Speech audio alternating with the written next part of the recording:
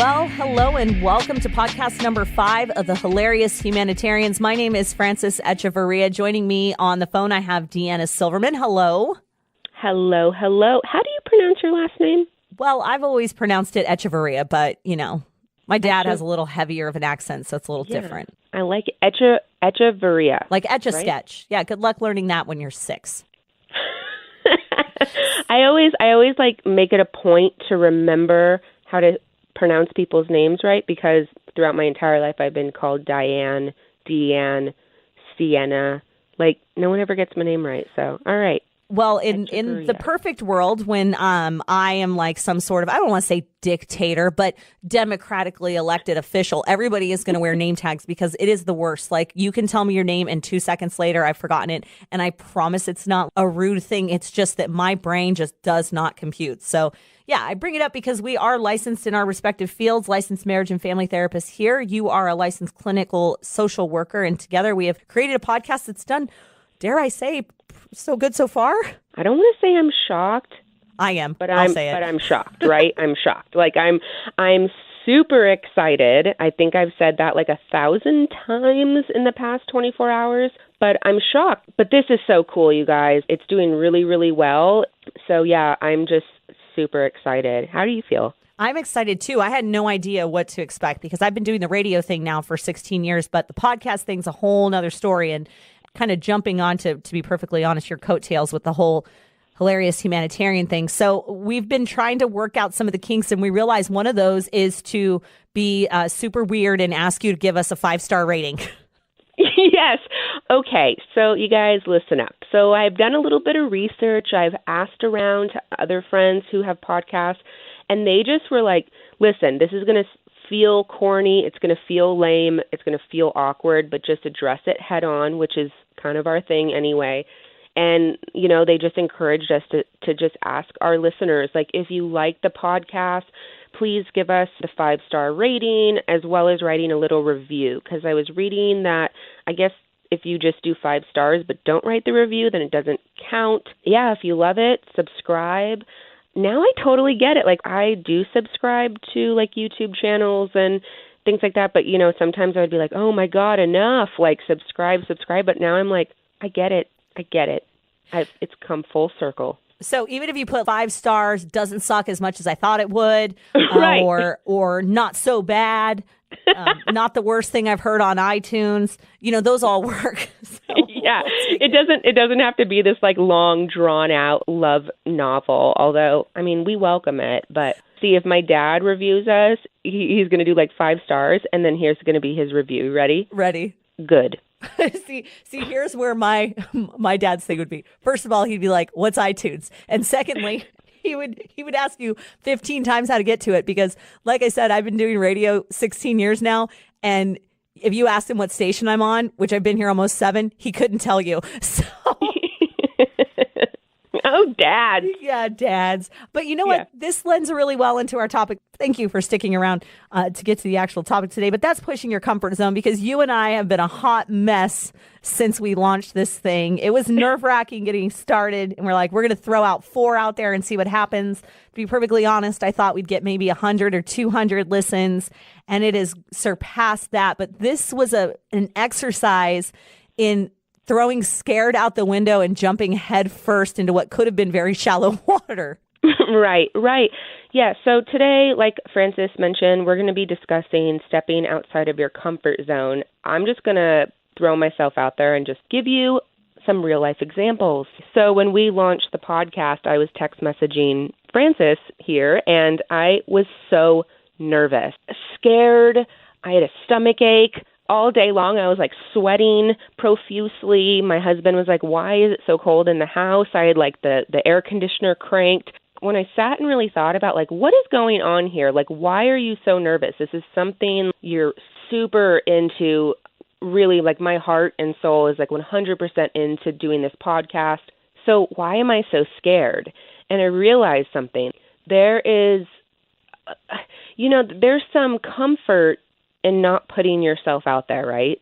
Oh, absolutely. You don't get bad feedback that way. Right, exactly. And even when I started my Instagram account, the Hilarious Humanitarian account, I was like, well, what if this gets big? And then what if people don't like it? Or I don't even know. Like, I really seriously, when I think about this, I have a lot of empathy actually towards like celebrities and people who are in like the spotlight. I'm not saying that I am a celebrity at all, but I think to myself, like, God, how would I handle that? And it's just the experience or thinking about putting myself out there to receive criticism or scrutiny or anything is terrifying. So I really just kind of wanted to like sit and chit chat about this and talk about our feelings surrounding stepping outside of our comfort zone and really discussing the benefits of doing that. Because really at the end of the day, I think the payout is so much bigger than the things that actually like end up holding us back. That's where the growth comes in. Now, can I embarrass you for a moment and read some of the text messages you sent me yesterday? Oh, go for it. Oh, God. Yeah, go for it. Go for it. In all caps. By the way, to give you some context, this is right after we launched the podcast, okay? In all caps, I hate my voice and me in any kind of video. Then you go on and say, when my husband was listening to the podcast, I swore him not to listen while I was in the room. Well, I heard it and went running in the opposite direction, screaming la la la la la, so I didn't have to hear my voice. No, I get it because I've been doing radio so long, but still, it's only been within the last couple of years that I've ever really allowed anyone in the studio with me.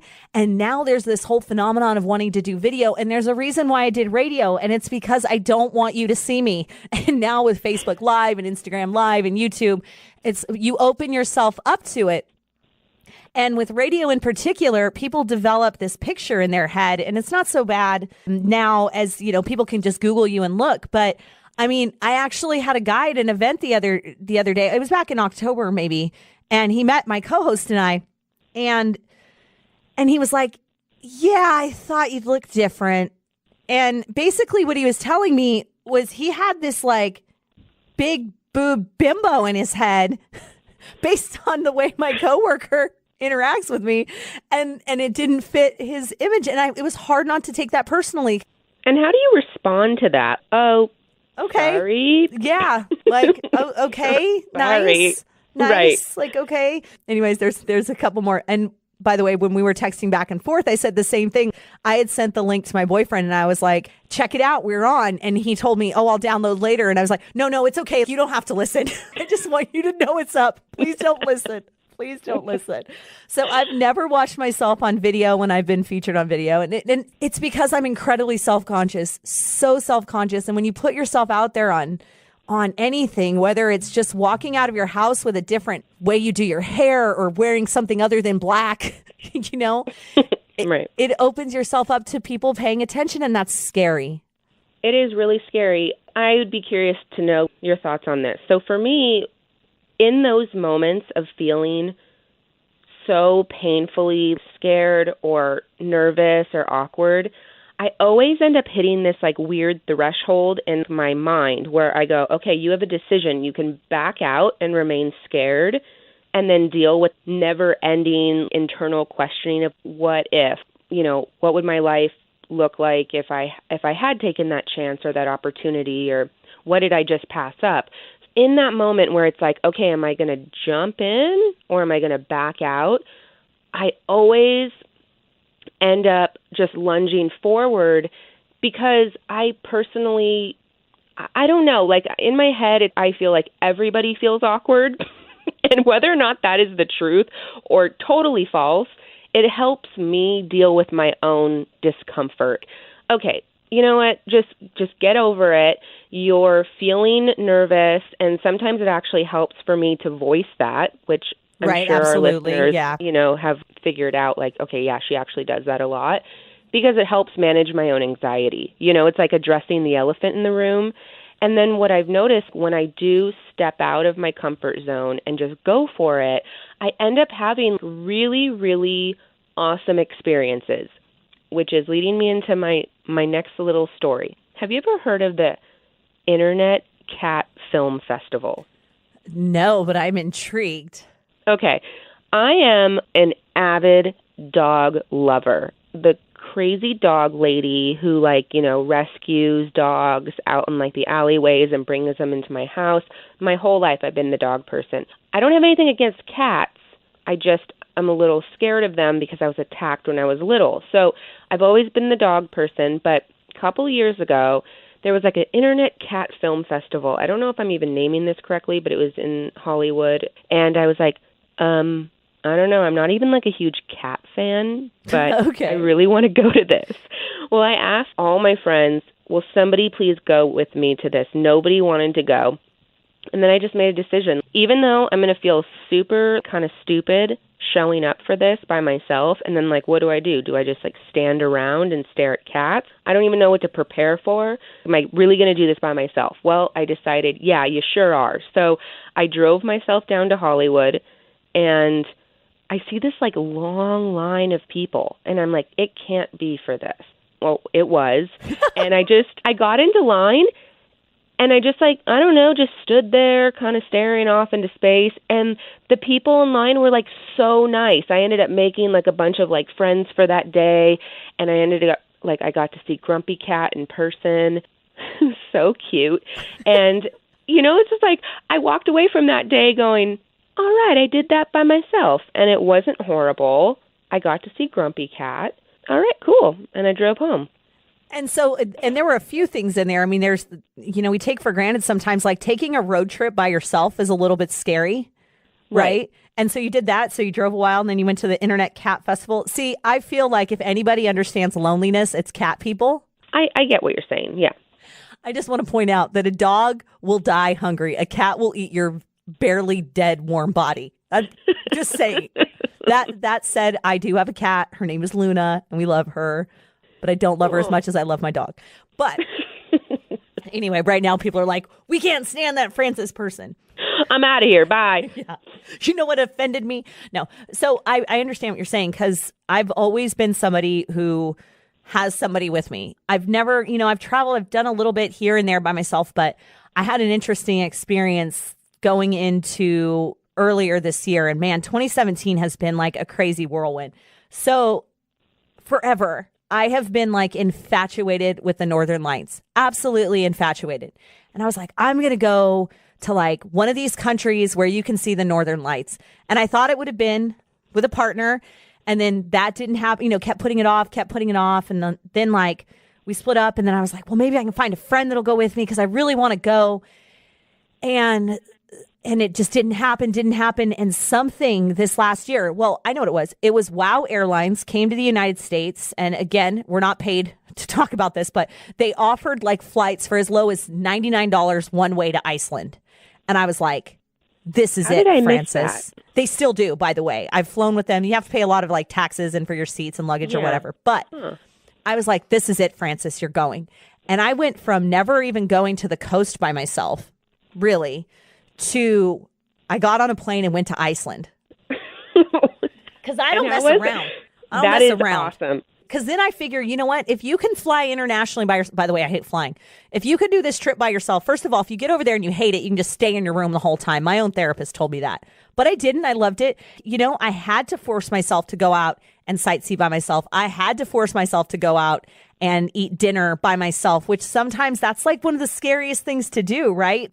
And it actually turned out to be just this incredibly invigorating experience that really kicked off an amazing year in a lot of ways, because I would have missed out on that if I wouldn't have done it, you know? Right. And didn't you come back like feeling like, oh my God, I can like take on the world? I mean, even if it's just fleeting, just having these experiences where you do it, you know, you stick to it, you put yourself out there, you go do it by yourself, you come home in one piece and you look back and go like, hell yeah, you know, I did that by myself.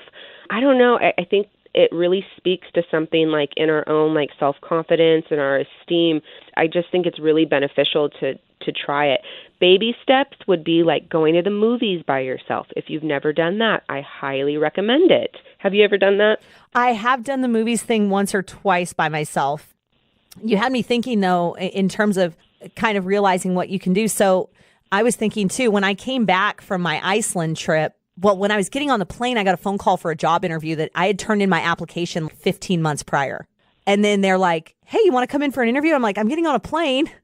But anyways, my confidence coming back from that and going into the job interview, they hired me on the spot. Right. So it was fantastic. But yeah, the movie thing, going to the movies by yourself okay, this is going to sound really dumb, but do you want to know the big thing that I did earlier Thursday of this last week? It was horrifying. You're going to laugh. Wait, we didn't text about it? Yeah, we did. You just did some horrifying thing and I didn't know about it? Okay, go ahead. I wore red lipstick. And it was terrifying. All day long, I was terrified. Like, how dumb is that? That is pretty daring. Wait a second. Did any of it get on your teeth? I love bright colored lipstick. I am like in awe of anybody who can pull this off. I cannot wrap my head around how do you get it to stay on? For me, it'll end up like on my forehead, an odd shape on my cheek.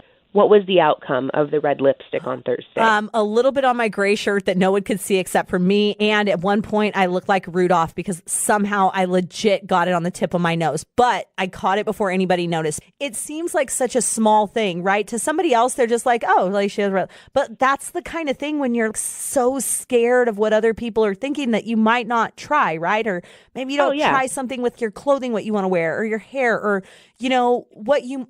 Like, you're not going to get me to dance, but like there's people that they'll go out and they just like leave it all on the dance floor and it's amazing to watch, but I can't do it. Right. I'm thinking, what have I done? I don't wear bright colored lipstick unless I'm trying it at home and I take a picture of myself and then it comes right off. Because I'm the same way. If I put on bright colored lipstick, I am just way too paranoid all day long. It's going to be on the top lip and it's going to fade on the lower. I touch my face a lot, so it's going to wind up that I smear it across my face. I don't know. This is a topic that I can literally talk about for hours. I'm sure at this point we've lost a bunch of listeners. Okay. No, because I think you're going to be we're going to rope back in the male listeners right now because my best friends are male. And, we both have our partners. Now, you talked your husband into pushing his comfort zone, right? Yes. Okay. So my husband, I was going to get a manicure one day, and I asked him if he wanted to come. And he didn't say, no, but you could see that he was a little bit hesitant. Like, what do you mean? Sit there and stare at you or talk to you? He kind of rolls with the punches and does whatever. And I was like, no. Do you want to go get your nails done? I mean, you're not going to get them painted. If you want to paint them, fine, whatever. I don't know. He clips his nails and, sometimes whatever. So I asked him if he wanted to come with me. And he was a little bit hesitant, but I said, just try it. It's really nice. They'll give you like a hand massage and like your arms and they'll cut your cuticles and your nails. So he pushed out of his comfort zone. He just had never done it before. And since then, he's totally into it. I love it because I really actually I love spending time with my husband. So I like dragging him everywhere I go. And it's just something that we do now. So I don't know, maybe I should ask him questions like, do you even think about this? The fact that before we met, you didn't do this at all and probably never even considered it. But now it's like he stepped out of his comfort zone and now it's actually like a self-care thing that he does. We all have our things that we do to take care of ourselves. It could be just taking a bath, going down for a nap when you never ever take naps, just kind of allowing yourself to branch out and do something that you weren't really super comfy with, but you tried it and you liked it. There was something that you were mentioning about self-care, and I'm trying to pull it up, but my internet right now is sucking. This is real life, by the way, when you can't get your internet. But there's an Instagram account that I follow called Mindful LMFT, and she talks about self-care. And, a lot of times we think about it in terms of what are the nice things you're doing for yourself. Oh, here, I found it. This is a quote from Alan Watts. It says, the alternative to self-love is self-destruction.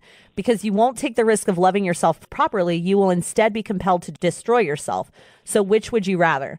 So she goes in to talk about how self-care, self-love, we often think about, oh, what are the nice things we're doing for ourselves? But she also talks about the voice in your head. So for instance, if the voice in your head is saying, don't do the thing that might embarrass you in front of others, then that right there isn't self-care and self-love. That's self-destruction. because you're holding yourself back, right? It's like self-defeating. Right. And I want to know, you said earlier that, you've always kind of pushed yourself to this point and then you're like, oh, just basically F it, right? And you jump in, right? Because those are where the real moments of growth are. And I'm that way now, but I wasn't that way until in my 30s. Is that something that you have always been like, or no? Yes. I'm going to go with yes. I was a really weird kid, though. I love weird kids. My own kid is kind of weird, and I'm super proud of it. But yeah, I don't know where the voice came from, but like ever since I was really young, I just kind of intuitively knew everybody is awkward. Everybody is experiencing some like level of discomfort. In fact, I would tell myself this in elementary school when you would have to like get up and do like a speech. I remember thinking to myself, I was working myself up so much that I felt like I was going to throw up in class, that there was a point once again where I just reached it and went, okay, I'm going to either back out or I'm going to go for it because I have to to get the grade. Right. But let's just try to make this the least amount of discomfort as possible. So I told myself, nobody's paying attention to you because they're all worried about their future speech that they have to do. So just go up there. And if you just like go up there and just whatever, but like, make it seem like you actually care what you're talking about, but just like settle into the discomfort, it actually like really helps me. I have no idea if I'm making any ounce of sense. No, it makes here. absolute sense. That I didn't learn that until I was older, though, because if that's something you could have bottled up and given to 8-year-old me, or like, for instance, my 9-year-old. And the reason why I ask is I was the exact opposite. I was about 50-50 on taking a risk. I knew that I could do a good job. So sometimes, like I did public speaking and I did that kind of stuff. But there were a lot of things, especially social or interpersonal things, that I avoided like the plague because I was so afraid of getting embarrassed. And then fast forward to my 9-year-old, and she is like a carbon copy of me in so many ways. She does this thing where she gets overly embarrassed for other people. And I do the same thing. I can't watch, like, remember when like American Idols, the outtakes would be on? I can't watch that stuff where people completely embarrass themselves, because I'm like, oh my God, if I was in that, like my skin would be crawling and I would be running for the nearest exit. And so I wonder if that's like an inborn kind of trait. And then I know for me, I feel like I had to like outgrow it. And I see it in my daughter and I think now I have actively tried to avoid instilling that in her. So maybe it is like a personality trait that's just imprinted on you. I'm not sure. I think that definitely there are certain temperaments or personalities that you're just kind of what they, say you're gifted with. But it's definitely something that you can also pursue and seek out, and just like anything, just like practice getting more comfortable with the discomfort. By the way, I just want to put it out there that even though I've kind of come from this philosophy, I still get like so nervous before I do, like, oh my God, I did the Instagram live for the first time yesterday and the second time today, right before this recording. My heart was pounding. I was sitting on the floor just in case like I fainted. I didn't want to like fall like a redwood tree. So I still get nervous, don't get me wrong. And I even get nervous with the thought of like, what if this podcast got big? What if the things that I actually want out of my life, like I achieve these goals, where like we go out and like do a meet and greet with people? Like what am I going to do? Like I'm going to faint and just lay on the ground and you're going to have to call 911. So I still get nervous, but I guess the difference is like it never stopped me. Actually, I want to say something about you touching on like how you get embarrassed for people. Do you do this? I do this constantly. Okay, I'm in a group of people and I could see that somebody is like having like an awkward moment, or they're embarrassing themselves. I don't know. Subjectively, I feel like they're embarrassing themselves. Yeah. I will jump in immediately and either be more awkward than them because I want to save them, or I at the very least I want them to know, hey dude, you're not alone. Like you've got an awkward spirit animal right next to you. And I'll hold you arm in arm. I do now, but it's this interesting thing with my life. I have my performance monkey mode, which is when I'm like doing the radio gig, right? And that's why I have a separate name when I'm doing the radio thing from when I'm just being me. And so I can flip back and forth very easily now. And I totally have basically like an alter ego. And as I've gotten older, I've tried to make those more streamlined, if that makes sense. Mm-hmm. Yeah. But yeah. So when I'm in performance monkey mode, I can jump into that real quick. I can own the embarrassment and put myself out there real quick. But like on a personal setting, when it's just me, it's a whole different story. Yeah. No, I see what you mean. I know we're kind of straying a little bit away from the stepping out of your comfort zone, but I think all this still, relatively applies. Like with the Hilarious Humanitarian, I have my Instagram account, Hilarious Humanitarian. Okay, so that is my name on there. That's my handle. And my posts are generally, I would say 99% of the time, like really, really positive, right? And I've often had people direct message me and say, you are so positive. Thank you so much. You're always looking on the bright side of things, or like the silver lining. And I'm not trying to take anything away from that persona, or like, I don't know what the right word is, like character or that account. But I feel like the Hilarious Humanitarian is the embodiment of like who I want to be all of the time. Does that make sense? Absolutely. And so if you knew me offline, you'd know that I'm like highly neurotic and very anxious. No. Yes, I am constantly riddled with, luckily I don't have panic attacks, although I do have a very strange flight response, which is fainting because I get nervous. I'm sorry, that's so insensitive of me. No, really. I have had people tell me that like my spirit animal is a fainting goat. Have you ever seen those? Yes, they're adorable. Yeah, no, really, I get like super amped up. It could even be like from excitement, and my blood pressure drops and I faint. I've gotten it under control somewhat, but like even just a year or two ago when I was working in the ER, oh my gosh, I would get like nervous or excited or whatever, and all the blood would like rush from my face, and like all the nurses were like, what is going on? You're going to turn into a patient for a second. And I would have to like go into a room and collect myself before I fainted and I was on the ground. I don't even know where I'm going with that. But, okay, yeah. So there's a couple of things that I wanted to mention. We talked about trying new things and pushing your comfort zone. There's a guy that has like a syndicated radio show. His name is John Tesh, and he does this, I don't know, information for like a better life or something. I don't know what his tagline is, but he mentioned that there was a study that said trying something new once a week, something new actually makes you more resilient and better able to go with the flow or handle when circumstances change. Because do you know people who like cannot handle when things don't go according to plan? Oh, 100%. I 1,000,000 to infinity% agree with this man. Right. This has been something that I've applied in my own life. People will say, Deanna, you are a collector of hobbies and strange interests. And a part of it is like truly like, yes, that's how my brain works. But another part of it is, no, this is something that I have actively pursued to just branch out. It even helps with conversation skills. Like when I was single and I was dating and I don't know what to ask, I would just bring up like the random hobby of the week that I was pursuing. Have you ever heard of this? And then they would talk about their hobbies. I don't know. The conversations would just flow better.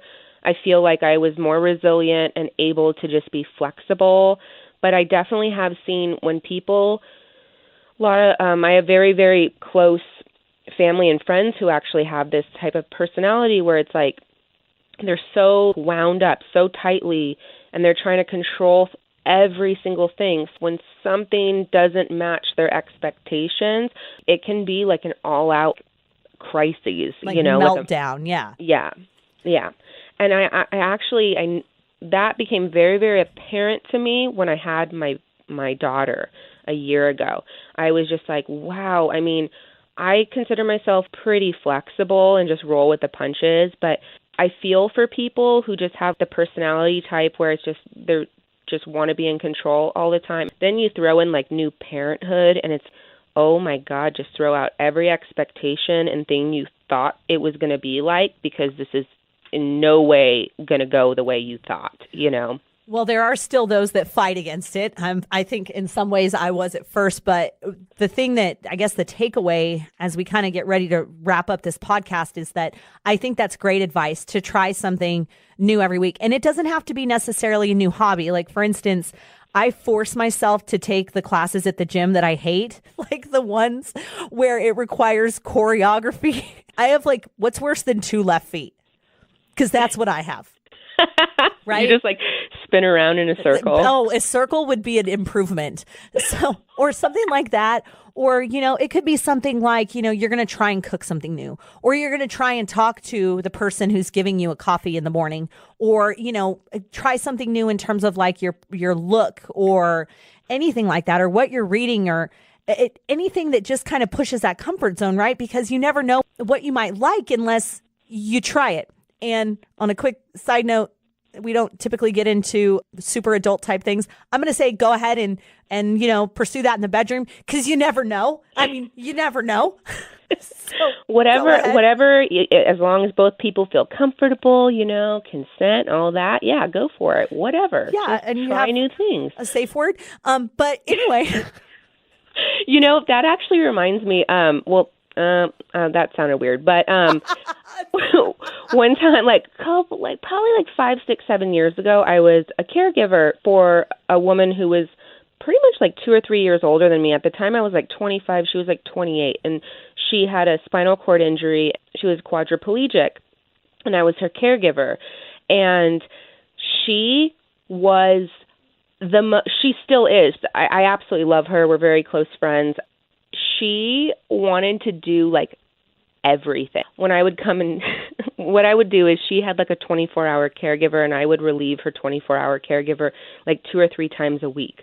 So I would come over like at nighttime. I'd show up to her house and she'd be like, get dressed, get me dressed. We're going out to the bar. We're going to party. I want to do this. Let's do a photo shoot. Do you like dogs? Let's go to the dog park. And I was just like, oh my God, I love her. And what ended up happening was when I first took the job, we were spending like way too much money, because we would like go shopping and go out to a bar and get a drink. And I was like, that's it. I can't spend any more money. I was like, at that time also working in foster care and like making like $10 an hour. I just could not pay my bills. I made up something called the Fun Free Jar. And so what I did, and I recommend this to anybody, is do a Google search, or like, you know, sometimes cities will come out with their own like little magazine for the month. Yeah. I scoured, at the time I was living in San Diego, so I was really grateful. You know, we were fortunate because there's a lot of resources down in San Diego, but I would like Google free stuff to do in September in San Diego. And what I would do is I would write down on little tiny pieces of paper all these events that cost nothing. It could be come to a showing of this film on World War II down at the Veterans Center. You know, whatever it was. I should take my dad to that because he's super into that history. I'm not so much, but I went anyway. You know, and so like what I did was I filled this jar full of stuff that I really wanted to do, and also like I would have never chosen this for myself ever. So I put in all these little pieces of paper, I scrunched them up into balls, and then like every time I would go to her house, I would take out the jar, you know, like put it in my hands and like shake it up and down. Like a special drawing? Yes. And I would draw out a piece of paper and be like, this is what we're doing today. It would just be like, okay, well, we're going down to the park and we're going to this art gallery about structures made of straws. Why not? Why not? Let's go. And we had the best time. It always turned out to be like a good time. And if nothing else, even if it was really just not fulfilling and awkward and weird and like crickets, at least we walked away going, we tried, we did it. Now we have a story. Oh, yeah. Jinx, you owe me a Coke. Okay, so one last thing. This is how we know we're like lost sisters at birth. There is a graph that's floating around out there, and if you can get in touch with me if you need the specifics on citing this source, but there's a graph that shows a bell-shaped curve in terms of anxiety and performance, and the research shows that there is an optimal mix feeling anxiety and your performance level. Because if you don't have enough anxiety, your performance suffers and that maybe you don't prepare yourself, right? And if you have too much anxiety, then you get paralyzed and you can't perform whatever it is you're being called on to do. But if you have that sweet spot mix of anxiety and performance, that's when you prepare to give the speech, prepare for your job interview, prepare yourself to go out and, try a date. And then it requires you to kind of be on, right? Like turn yourself on. We won't call it performance monkey mode to the extent of what I've created, but it really does put you in this optimal place to maximize your experience. So I think as we're kind of wrapping up this podcast, a couple of things. One, make your free fun jar, as Deanna mentioned, because who doesn't love doing a drawing? Right. Okay. It's a raffle every day, and you're the winner every time. The second is we are going to borrow a little John Tesch's recommendations in that you really should try one new thing a week, whether it's a new restaurant or, talking to somebody when they're checking you out at the Target, which is my favorite place in the world. And then also to take away that there's a healthy amount of anxiety that goes into trying anything, and especially into trying anything new. And I think that when you're doing that, like, put on the red lipstick or, start a podcast. Embrace it. Embrace the discomfort and the anxiety. Know that it's just temporary. It's going to be fleeting. And then as you just go with it, you're going to settle in and be like, I got this. And then so the next time you do it, you'll be a little bit less anxious. As we wrap up, I want to point out that at one point, Deanna, I basically failed out of a community belly dancing class. That was not a good experience. You know what? I love you for trying. I love dancing. I absolutely love dancing. I've never done belly dancing, but that's a whole nother topic. Oh God, it was terrible. It was terrible. Like, she was so disappointed in my lack of ability. I could taste it. She was like, just go. Just go.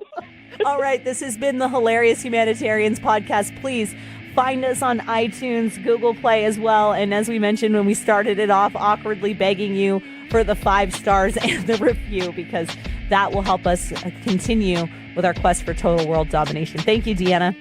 Thank you, Frances. We'll see you guys later.